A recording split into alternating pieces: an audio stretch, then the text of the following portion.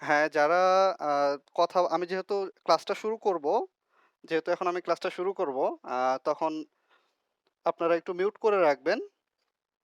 আর যখন হচ্ছে যে আমি আপনাদের কথা বলার সুযোগ দেব, তখন অবশ্যই আনমিউট করে কথা বলবেন। ঠিক আছে?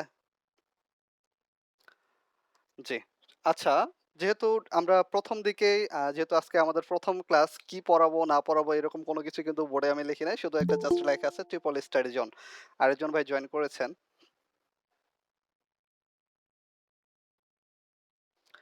জি। যেটা বলছিলাম যে, আজকে কি পড়াবো না পড়াবো এরকম কোনো কিছুই বোর্ডের মধ্যে লেখা নাই। শুধু একটা মাত্র লেখা আছে, সেটা হচ্ছে triple study zone. Triple study zone কি ট্রিপল স্টাডি জোনের বিষয়ে কিছুই বলব না। শুধু আমাদের আজকে ফার্স্ট ক্লাস। যেহেতু আমরা কেউ কাউকে চিনি না, এই জায়গা থেকে আমি পরিচয় পর্বও নিব না। কারণ হচ্ছে যেহেতু আমরা খুবই কম অল্প সংখ্যক মানুষ, এখানে দেখা গেছে ২০ জন ২৫ জনের মতো। তো আমরা গ্রুপের মধ্যে যেটা যে advance basic to advance group 1 আছে।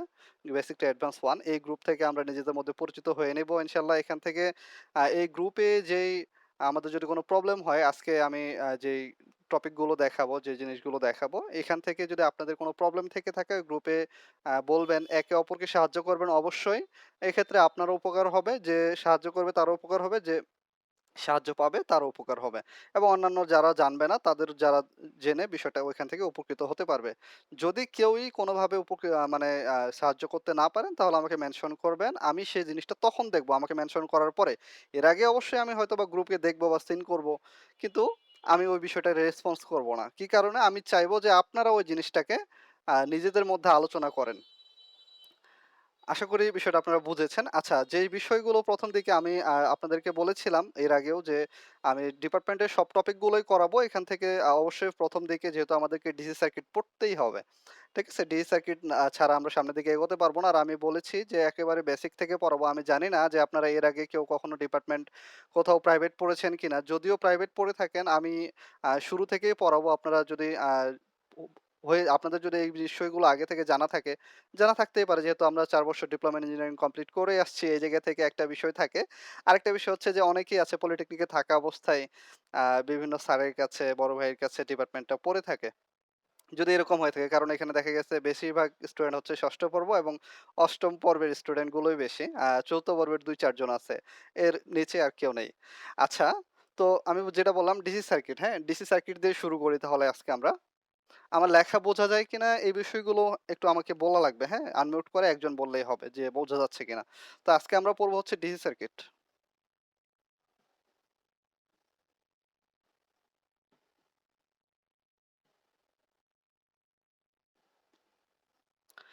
আচ্ছা, ডিসি সার্কিট বলতে আমরা কি বুঝি? ডিসি, এই যে ডিসি বলতে কি বুঝতেছি? ডিসি ডি এবং সি দিয়ে কি বুঝি? ডি এবং সি দিয়ে বুঝি হচ্ছে ডাইরেক্ট কারেন্ট, তাই না? ডি এবং সি দিয়ে বুঝি হচ্ছে ডাইরেক্ট কারেন্ট। এখন এই ডাইরেক্ট কারেন্টের ক্ষেত্রে বিশেষ করে যে বিষয়গুলো আমাদের জন্য চলেই আসে, সেটা হচ্ছে ১ম দিকে তাহলে কারেন্টটা কি? কারেন্ট কি? যদি কারেন্ট কি এটা বলা হয়, তাহলে কে কি বলবেন? আমরা যেটা পলিটেকনিকে পড়ে এসেছি, আ সেটা হচ্ছে এরকমভাবে বলা হয়েছিল যে, বা 9-10 এও এই বিষয়গুলো কিন্তু পড়ানো হয়েছে ফিজিক্সে বিশেষ করে। আ যে কি কারেন্ট কি? কারেন্ট হচ্ছে ইলেকট্রনের প্রবাহ, এরকম আমরা পড়েছি, তাই না?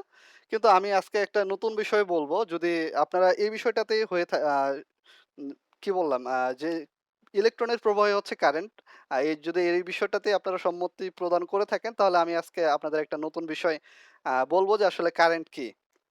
কারেন্ট হচ্ছে এই যে একটা পরিবাহী, এটাকে যদি আমি পরিবাহী বিবেচনা করি, এই যে এটাকে যদি আমি একটা পরিবাহী বিবেচনা করি, এই পরিবাহীর মধ্যে যে ইলেকট্রনগুলো থাকবে, পরিবাহীর মধ্যে অবশ্যই পরিবাহী যেহেতু, সেখানে প্রত্যেকটা পরমাণুর মধ্যেই ইলেকট্রন আছে, তাই না? প্রত্যেকটা পরমাণুর মধ্যে ইলেকট্রন আছে, এবং একটা বস্তু একাধিক সংখ্যক, অধিক সংখ্যক পরমাণু দিয়ে গঠিত।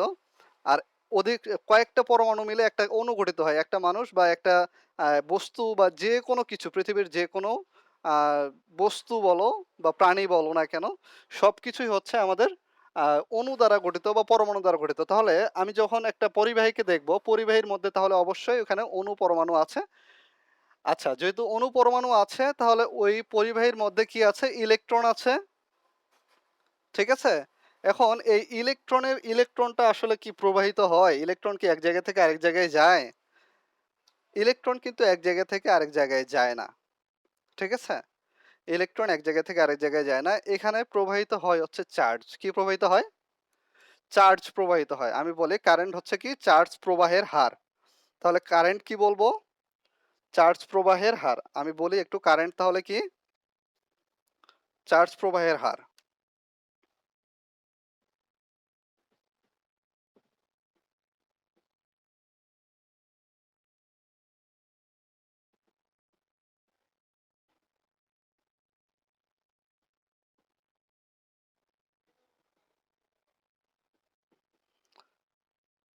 আচ্ছা, লেখা কি বোঝা যায়? কেউ একজন আনমিউট করে বলবেন, হ্যাঁ? লেখা কি বোঝা যায়?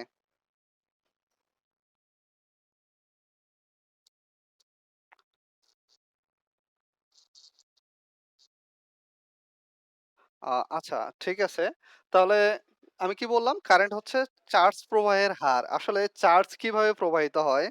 আমি কিভাবে কারেন্ট চার্জ প্রবাহের হার হলো এই বিষয়টা আমি অবশ্যই প্রমাণ করে দেব। আমরা সাধারণত কি জানি? যে I সমান কি জানি বলেন তো? V ভাগ R। আচ্ছা। আবার কারেন্টের একক হচ্ছে অ্যাম্পিয়ার। আচ্ছা আপনারা একটু মিউট করে রাখবেন, হ্যাঁ? কারেন্টের একক হচ্ছে অ্যাম্পিয়ার। এখন অ্যাম্পিয়ারটা কি? আর হচ্ছে চার্জটা কি? এই বিষয়টার ক্ষেত্রে।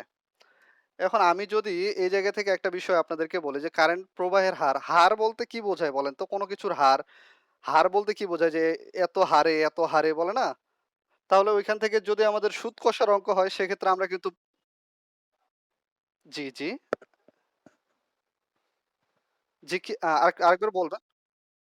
হ্যাঁ, হ্যাঁ, হ্যাঁ। এই তো ধন্যবাদ আপনাকে। সময় দিয়ে ভাগ করলে হার বোঝায়। তাহলে এই জায়গা থেকে আমি বলি যে হার যেহেতু আমি বলতেছি চার্জ প্রবাহের হার, তাহলে চার্জকে যদি আমরা Q ধরি, চার্জকে ধরি যে আমরা Q ধরি বা Q চার্জ যদি হয় Q তাহলে হার কি হবে? সময় দ্বারা ভাগ করা হবে অর্থাৎ Q/T। এখন Q/T হলে কি হয়ে যায়? Q/T হচ্ছে কি? কারেন্ট। এটাই হচ্ছে কারেন্ট। I ইকুয়াল লেখা যায় Q/T। তাহলে Q হচ্ছে কি? চার্জের একক কি বলেন তো? চার্জের একক হচ্ছে কুলম্ব, তাই না? হ্যাঁ, চার্জের একক হচ্ছে কুলম্ব আর সময়ের একক হচ্ছে সেকেন্ড। সময়ের একক সেকেন্ড। তাহলে এখানে আমরা বলতে পারি যে coulomb per second. Coulomb per second. একটা পরিবাহীর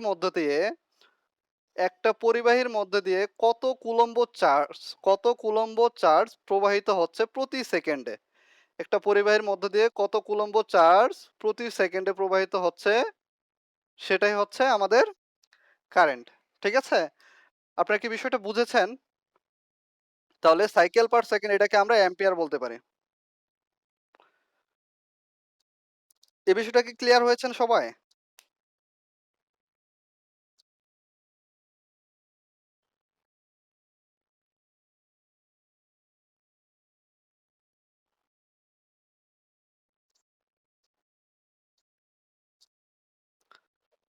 কারো কি বুঝতে কোনো অসুবিধা হয়েছে? কোনো প্রশ্ন আছে এই বিষয়টাতে? একটু আমাকে জানাবেন।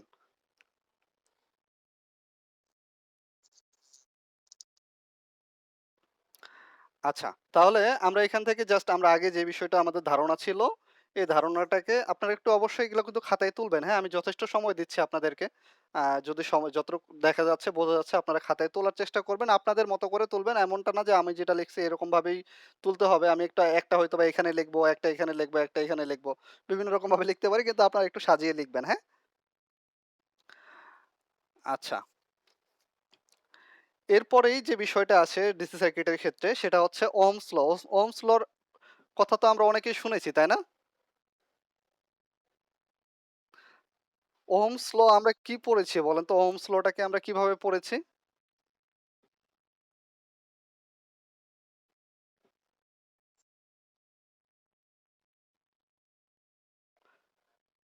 আচ্ছা, ওহমস ল একজন বলল আমাকে V ইকুয়াল টু IR এতটুকুই তো নাকি? আর কোনো কিছু কোনো আ সংজ্ঞা ছিল কি এরকম কিছু বাংলা সংজ্ঞা কোনো কিছু বলতে পারবেন কেউ?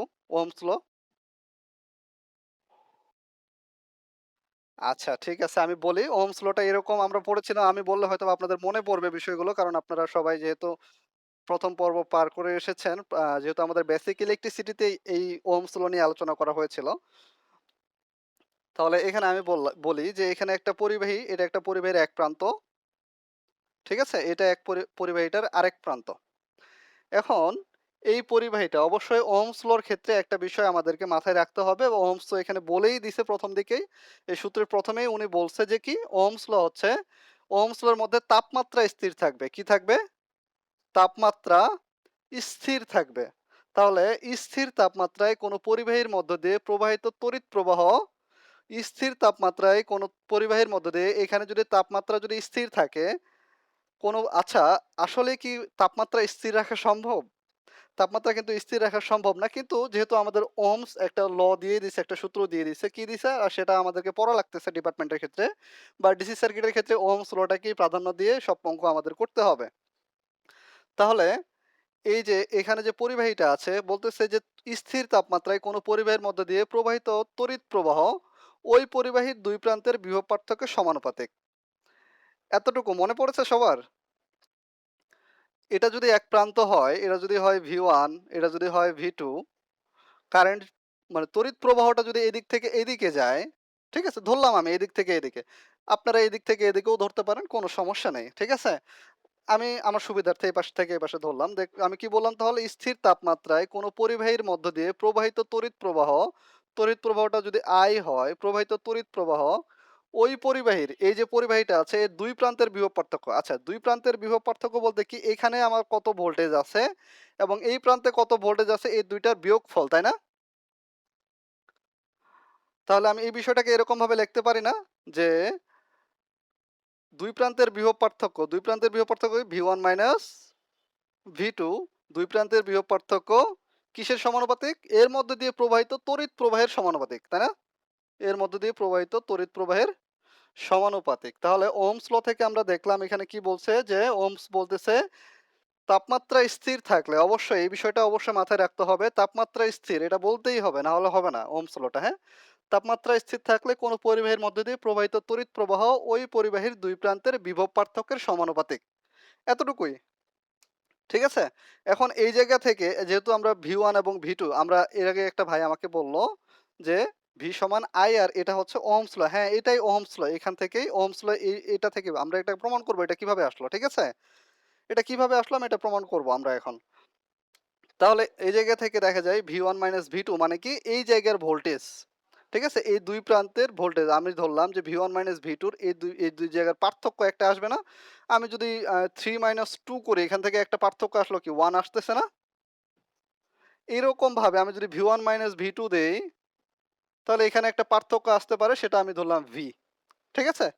যদি V1 মাইনাস V2 সমান V হয়, তাহলে আমি কি লিখতে পারি? যে V সমানুপাতিক I। ঠিক আছে? তাহলে V সমানুপাতিক I লিখতে পারি। আচ্ছা, এই জায়গা থেকে আরেকটা বিষয় তাহলে আমার এখানে V সমান I আর এখন কিভাবে নিয়ে আসবো? একটা প্রশ্ন থেকে যায় V সমান I এখন V সমানুপাতিক I এখান থেকে সমানুপাতিক দিয়ে আমরা কি বুঝি? যদি ভোল্টেজ বাড়ে তাহলে কারেন্ট বাড়বে, যদি কারেন্ট বাড়ে তাহলে ভোল্টেজ বাড়বে। এরকম তো নাকি? আচ্ছা, একটা বিষয় উল্লেখ্য করি আরেকটা বিষয় সেটা হচ্ছে যে তাপমাত্রা যেহেতু স্থির, একটা বিষয় কি আপনারা জানেন যে পরিবাহীর ক্ষেত্রে এটা যেহেতু একটা পরিবাহী আমি কি বলছি এটা হচ্ছে একটা পরিবাহী। ঠিক আছে? পরিবাহীর ক্ষেত্রে তাপমাত্রা যদি বাড়ে তাহলে পরিবাহিত্ব কি হবে? পরিবাহীর ক্ষেত্রে তাপমাত্রা যদি বাড়ে তাহলে পরিবাহিত্ব হ্যাঁ, হ্যাঁ? তাপমাত্রা বাড়লে রেজিস্ট্যান্স বেড়ে যাবে। তাপমাত্রা বাড়লে রেজিস্ট্যান্স বেড়ে যাবে। ঠিক আছে? পরিবাহীর ক্ষেত্রে হচ্ছে তাপমাত্রা বাড়লে রেজিস্ট্যান্স বেড়ে যাবে। আর তাপমাত্রা কমলে রেজিস্ট্যান্স কমে যাবে। ঠিক আছে? তাপমাত্রা বাড়লে যদি রেজিস্ট্যান্স বেড়ে যায়, তাপমাত্রা কমলে যদি রেজিস্ট্যান্স কমে যায় তাহলে আমি বলতে পারি যে কি এই যে T সমানুপাতিক আবার R বলতে পারি? তাহলে রেজিস্ট্যান্স এর সাথে যেটা পরিবাহীর ক্ষেত্রে কিন্তু হ্যাঁ? অবশ্যই পরিবাহীর ক্ষেত্রে।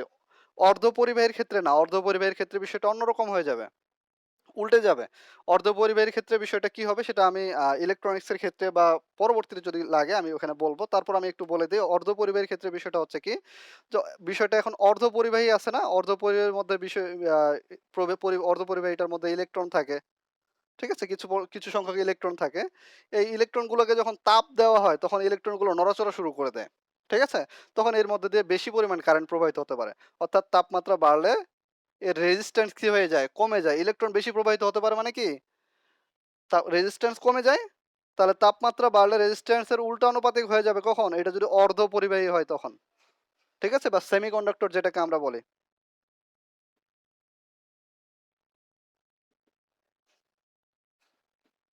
ঠিক আছে? তাহলে পরিবাহীর ক্ষেত্রে বিষয়টা কিরকম হবে? আমি যেটা বললাম পরিবাহীর ক্ষেত্রে হচ্ছে R সমানুপাতিক T, R সমানুপাতিক T অর্থাৎ এখানে রেজিস্ট্যান্স যদি বাড়ে যেহেতু এখানে কি বলতেছে এই যে যেহেতু আমাদেরকে বলেই দিছে যে তাপমাত্রা স্থির। এখন তাপমাত্রা তো স্থির কিন্তু পরিবাহীর মধ্যে তো রেজিস্ট্যান্স আর স্থির থাকবে না যদি তাপমাত্রা বেড়ে যায়। পরিবাহীর মধ্যে যদি তাপমাত্রা বেড়ে যায় তাহলে তো তার রেজিস্ট্যান্স স্থির থাকবে না। রেজিস্ট্যান্স তো অবশ্যই কম বা বেশি হবে তাপমাত্রার কারণে। তাহলে এখানে আমরা এই যে সমানুপাতিক ধ্রুবক হিসেবে R কে নিয়ে আসবো। সমানুপাতিক ধ্রুবক হিসেবে R কে নিয়ে আসবো। লিখব V সমান এই যে আমরা কি জানি যে সমানুপাতিক উঠাই দিলে সমান যদি সমান লিখি সমানুপাতিক উঠাই দিয়ে যদি সমান লিখি তাহলে কি লিখতে পারবো আমরা একটা সমানুপাতিক ধ্রুবক লাগবে সেটা হচ্ছে আমাদের R। তাহলে V সমান আমি লিখতে পারি I R। এটাই হচ্ছে আমাদের ওহমস ল। ঠিক আছে? এখান থেকে আমরা আরো লিখতে পারি যে I সমান V বাই R আবার R সমান V বাই I। ঠিক আছে? নিচে দেখা যায়?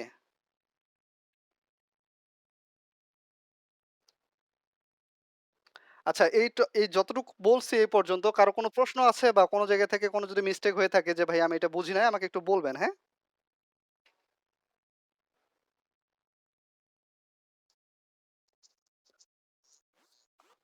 সবাই সবকিছু বুঝতে পারছেন? একটু যদি কারো সমস্যা থাকে অবশ্যই আনমিউট করে আমাকে বলবেন। আমি বিষয়টা ক্লিয়ার করার চেষ্টা করব।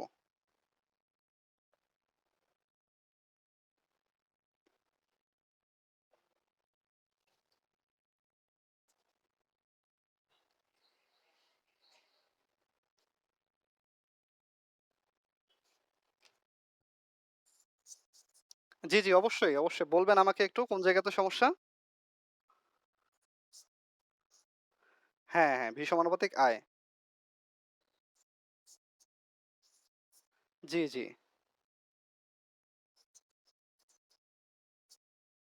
না, না, এখানে যেহেতু আমি আমি আপনাকে এই জায়গা থেকে আমি একটা বিষয় বলছি যে এখানে যদি আমাদের এই তাপমাত্রা কিন্তু ওহমস ল তে বলে দিচ্ছে যে তাপমাত্রা হচ্ছে কি আমাদের স্থির থাকবে।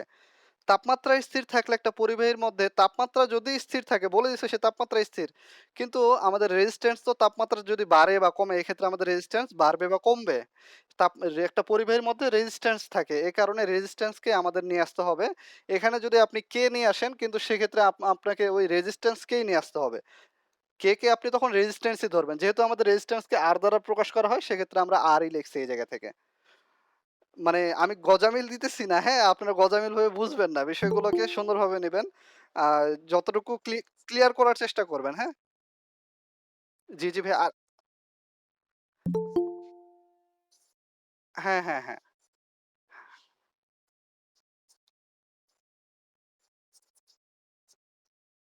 জি, জি, জি। অবশ্যই, অবশ্যই। হ্যাঁ, এটাই। কারণ এখানে হচ্ছে আমাদের ধ্রুবক যেটা, এই ধ্রুবকটা হচ্ছে R। ঠিক আছে? বুঝতে পারছেন?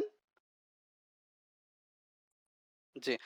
যারা মাত্র জয়েন করেছেন আপনাদেরকে অসংখ্য ধন্যবাদ। আপনারা একটু টাইমলি জয়েন করার চেষ্টা করবেন। আমার একটু ফল্ট ছিল আজকে হচ্ছে যে বিদ্যুৎ ছিল না। জানি না পরবর্তী ক্লাসগুলোতে কেমন হবে।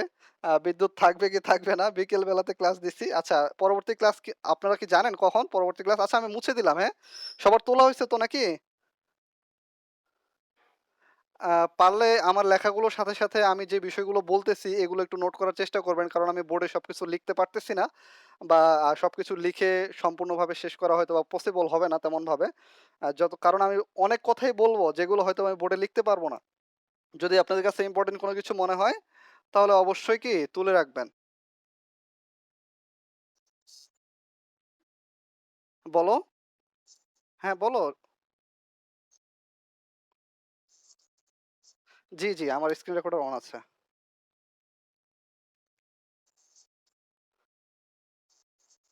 আচ্ছা, জি, জি, ঠিক আছে। আমার স্ক্রিন রেকর্ডার অন আছে, সমস্যা নেই। আচ্ছা, আচ্ছা, এরপরে আমরা যে বিষয়টা বুঝবো বা যে বিষয়টা জানবো সেটা হচ্ছে একটা সার্কিট। একটা সার্কিট হতে আমাদের কি প্রয়োজন হয়? যেহেতু আমরা কারেন্ট জানলাম, ওহমস ল জানলাম, ঠিক আছে? কারেন্ট জানলাম, ওহমস ল জানলাম। একটা সার্কিট হতে আমাদের কি প্রয়োজন হয়? একটা সার্কিট হতে আমাদের কি লাগে বলুন তো? একটা সার্কিট হতে মনে করেন এটা একটা পরিবাহী, একটা তার লাগে, একটা পরিবাহী লাগে। তারপর একটা লোড লাগে, ঠিক আছে? লোড দিলাম, পরিবাহী দিলাম। আচ্ছা, সোর্স দিলাম।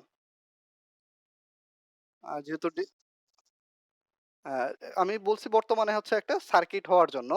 সার্কিট হওয়ার জন্য আমার এতটুকু হলেই এনাফ, হ্যাঁ? মানে এটা শুধু একটা সার্কিট হওয়ার জন্য। আমার একটা সোর্স, একটা পরিবাহী আর একটা লোড দিলে আমি কি জ্বালাইতে পারবো একটা বাতিকে। সোর্সের সাথে পরিবাহী দিয়ে সংযুক্ত করলে আমি একটা বাতিকে জ্বালাতে পারবো। এটা একটা সার্কিট হবে। ঠিক আছে? সার্কিট আমরা কি সার্কিট কাকে বলে?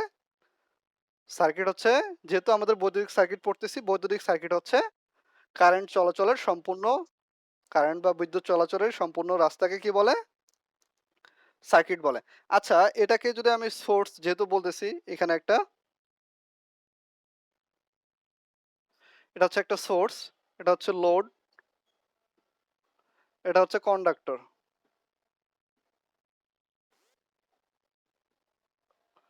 আচ্ছা, সোর্স, লোড এবং কন্ডাক্টর দিয়ে আমি একটা সার্কিট তৈরি করতে পারবো। কিন্তু একটা আদর্শ সার্কিট হতে হলে অনেক সময় আমাদের পরীক্ষায় চলে আসে। আমরা অনেক সময় দেখেছি যে আদর্শ সার্কিটের উপাদান কয়টি?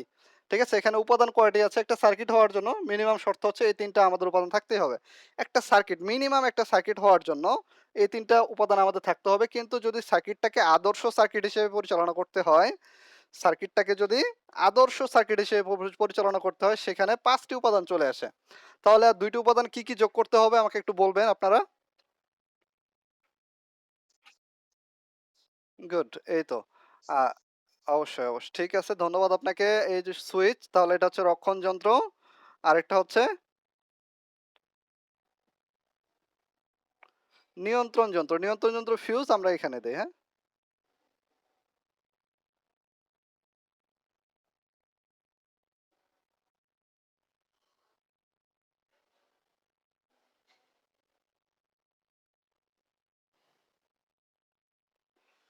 আচ্ছা, ঠিক আছে?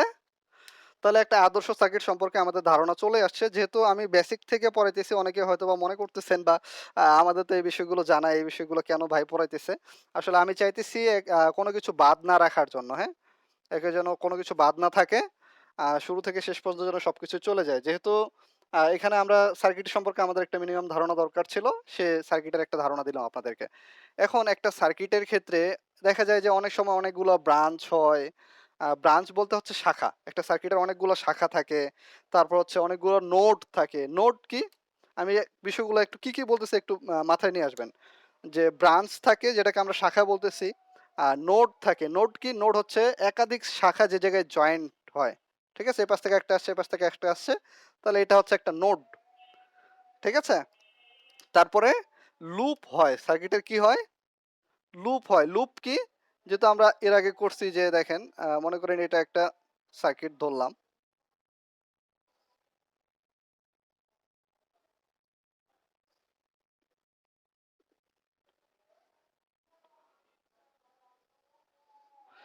এটা একটা সার্কিট বিবেচনা করলাম। ঠিক আছে?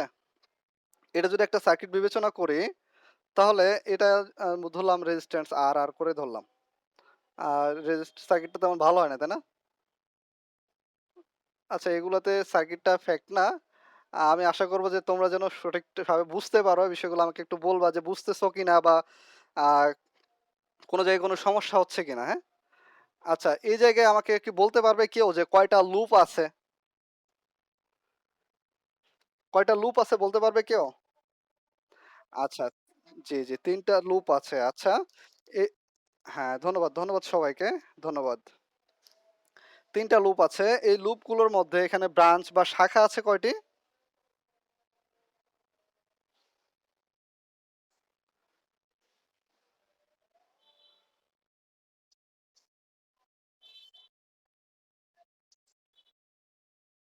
আচ্ছা, আচ্ছা। আমি বলতেছি সমস্যা নেই এই জায়গা থেকে, হ্যাঁ? আমি বলতেছি এই যে একটা রেজিস্ট্যান্স দিছি, এখানে একটা রেজিস্ট্যান্স, এখানে একটা রেজিস্ট্যান্স, এখানে একটা রেজিস্ট্যান্স। ঠিক আছে? আচ্ছা। এই যে দেখেন একাধিক শাখা, এই যে এটা একটা শাখা না? এটা একটা শাখা, এটা একটা শাখা, এটা একটা শাখা, এইটা একটা শাখা। তাই না? এই জায়গা থেকে এই পর্যন্ত একটা শাখা, এটা একটা শাখা, এটা একটা শাখা, এটা একটা শাখা। ঠিক আছে? তাহলে এখানে ব্রাঞ্চ বা শাখা আছে কয়টি?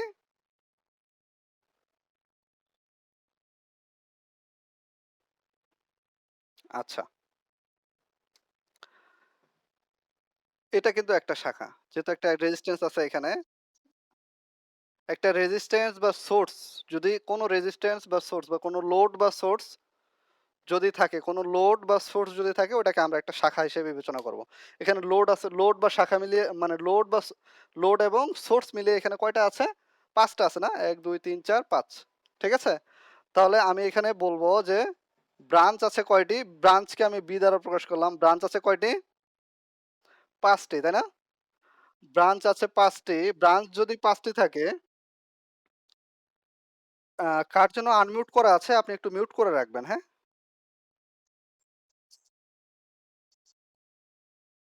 হয়তোবা নেটের প্রবলেম করতেছে তাহলে।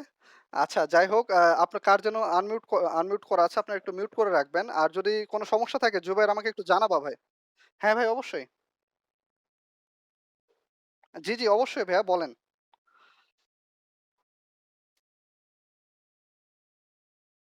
জি, জি রেকর্ড চলতেছে ভাইয়া।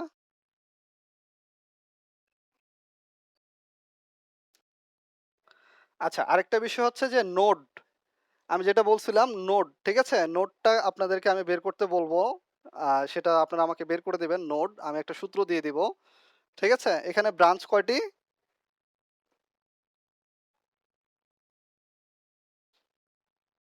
ব্রাঞ্চ হচ্ছে ৫ টি না? আমার কথা কি শোনা যাচ্ছে জুবায়ের?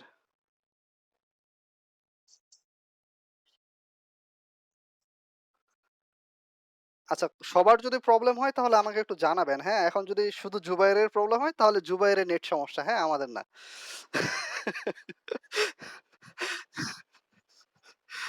আ আচ্ছা ঠিক আছে।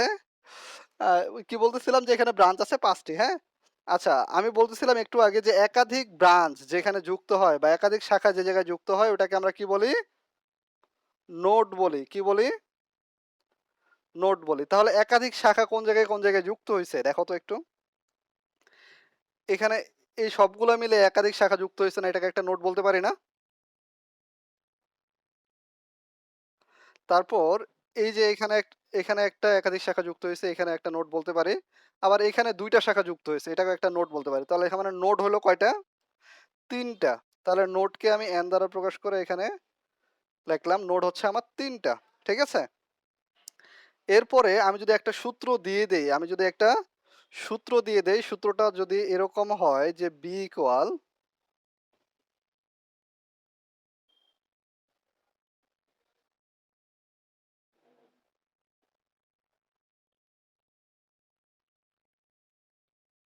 L প্লাস n মাইনাস 1 যদি এরকম হয় তাহলে এখানে B কে আমি কি বলতেছি? ব্রাঞ্চ বা শাখা। ঠিক আছে?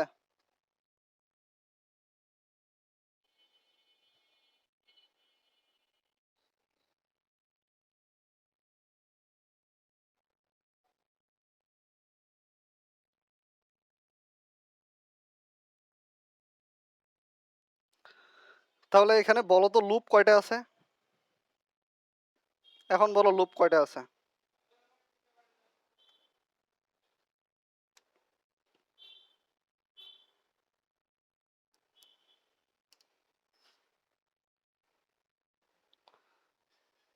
বের করতে পারছি কেউ?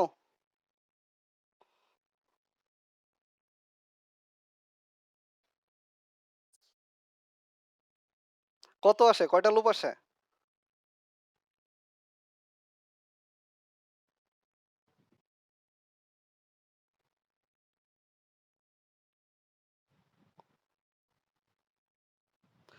নোড কয়টা ধরছো?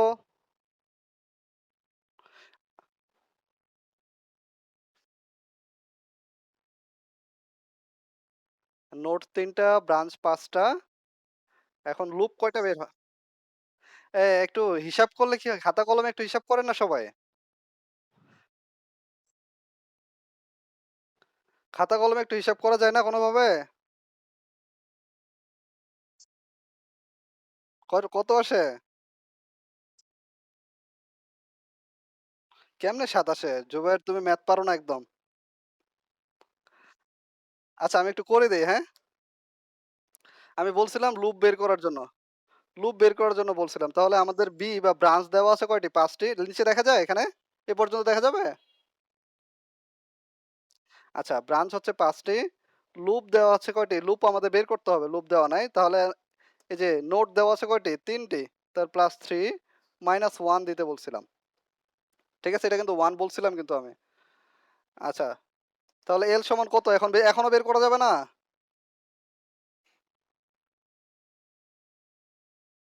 এখন কি হ্যাঁ, অবশ্যই, অবশ্যই।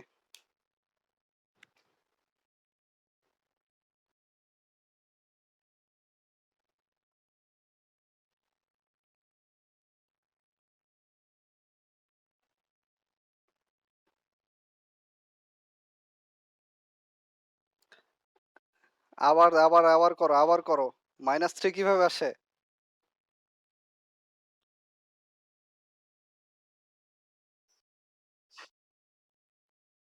আচ্ছা এখানে -3 কেন আসবে?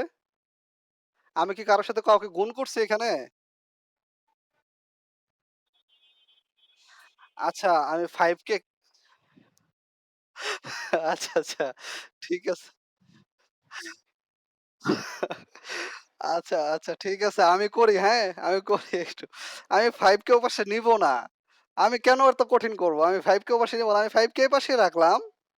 এই যে 3 কে এপাশে নিয়ে আসলাম। 3 কে এপাশে আনলে কি হবে? -3 1 কে এপাশে আনলে কি হয়ে যাবে? +1 কি থাকলো এপাশে? তাহলে L থাকলো কি হয় এখানে দেখেন তো এখন? অতএব L সমান আমি কি লিখতে পারি? এখনো করতে হবে? হ্যাঁ? না এটা হ্যাঁ, বলো, বলো।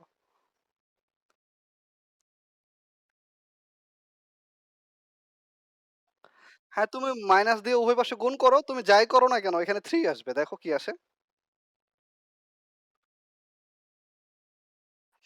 আচ্ছা যাই হোক 3 আসছে তো কাউকে এরকমভাবে বলা ঠিক না, হ্যাঁ? আপনার যারটা সে বলবেন প্রবলেম নেই। কারটা কে কি বলতেছে এটা তো আমি পরবর্তীতে বলব, হ্যাঁ? কাউকে এরকমভাবে বলা ঠিক না। আচ্ছা ঠিক আছে সমস্যা নেই। আমি বললাম আরকি বর্তমান সময়ের জন্য। এর পরবর্তীতে যেন এরকমভাবে কাউকে না বলা হয়। ঠিক আছে? এটা ক্লিয়ার তো নাকি? তাহলে আমরা কি নোড, ব্রাঞ্চ আর লুপ বের করতে পারবো? সার্কিট দেখে? যে কয়টা লুপ হবে, কয়টা ব্রাঞ্চ আছে এই সার্কিটে, কয়টা নোড আছে এই সার্কিটে এরকম এমসিকিউ থাকতে পারে পরীক্ষার ক্ষেত্রে, হ্যাঁ? হ্যাঁ, হ্যাঁ অবশ্যই।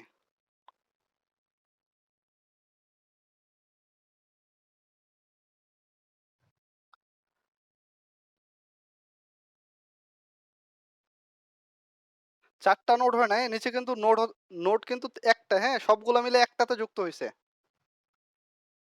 হ্যাঁ, ৪ টা মিলে একটা হইছে, হ্যাঁ। যদি এখানে আরেকটা থাকতো আপনি যেটা হ্যাঁ, আমি বুঝতে পারছি আপনার কথা। যদি আপনি বলছেন এখানে যদি একটা রেজিস্ট্যান্স দেই তাহলে কি হবে? তাই তো? তাহলে এটা এখন আপনারা বের করবেন। তারপরে না পারলে আমি করে দিব। দেখি কে কি পারতেছেন। সবাই ট্রাই করবেন, হ্যাঁ? আর যেগুলো এখানে করতে দিতেছি এগুলো অবশ্যই গ্রুপে দিয়ে দিবেন। ছবি তুলে গ্রুপে দিয়ে দিবেন। কে কি বের করছেন আমি দেখব খাতা আপনাদের।